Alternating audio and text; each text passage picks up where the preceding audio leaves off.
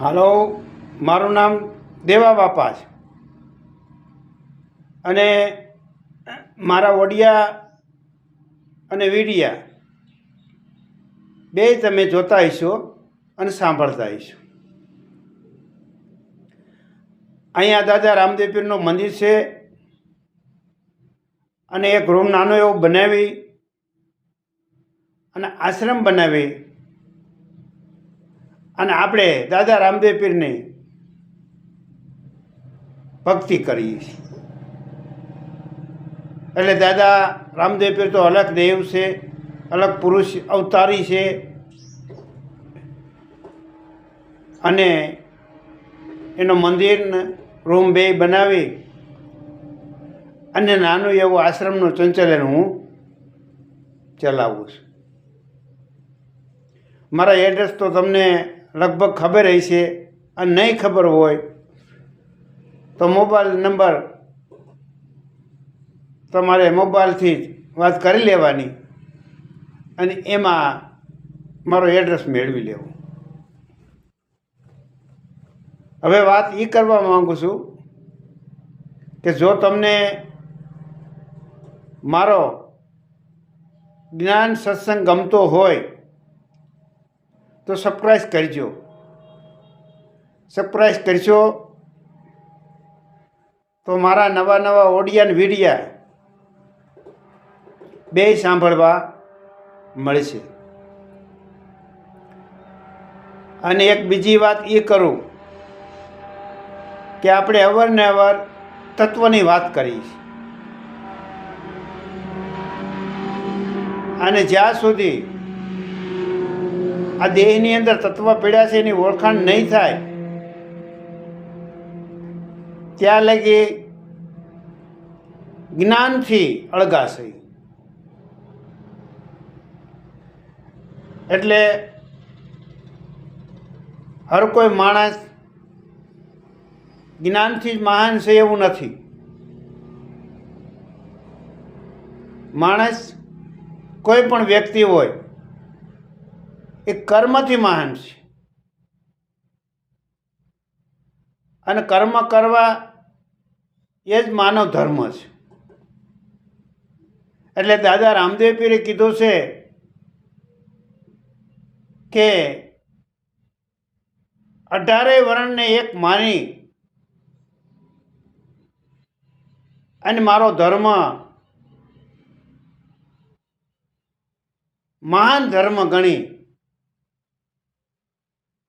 અને એને જાળવી રાખ્યો. નાત જાતના ભેદભાવ ન રાખતા અને 18 આલમ એક ગણીને માનવ જાતિ એક છે એવું માનીને સર્વે માનવ જાતિ સંપીને ધર્મ બજાવ્યો. અને હવે જે આપણે વાત દાદા રામદેવ પીરની કરીએ છીએ તો અલગ પુરુષ અવતારે એમ કહે છે કે જ્યાં સુધી તમારા દેહની અંદર પાઠ છે એ પાઠ નહીં જાણો. આમાં પાઠે કીધા છે ઘણા સંતોએ, ઘણા ભગવાને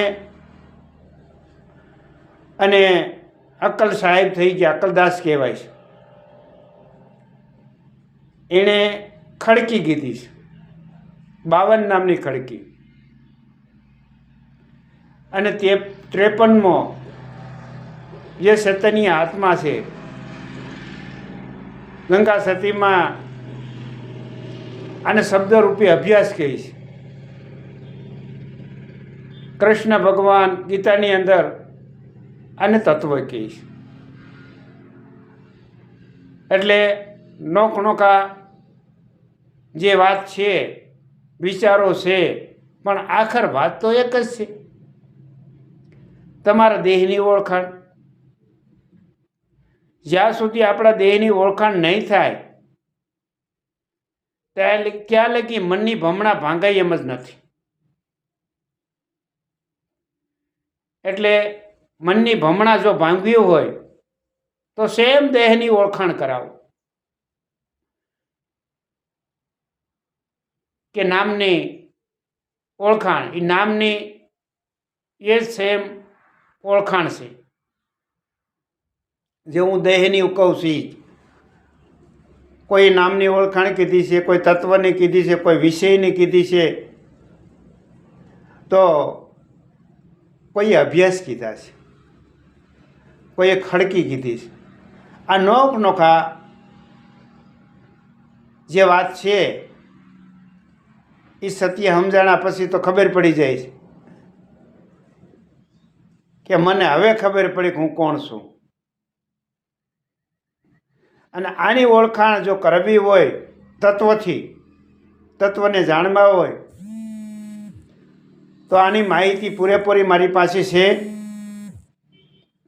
અને હું તમને માહિતી જરૂર આપીશ. તો મને મળવા જરૂર પ્રયત્ન કરવા. એક દિવસનો ટાઈમ લઈ અને આવી જાઓ અને સત્ય વાત છે એ જાણી જાઓ.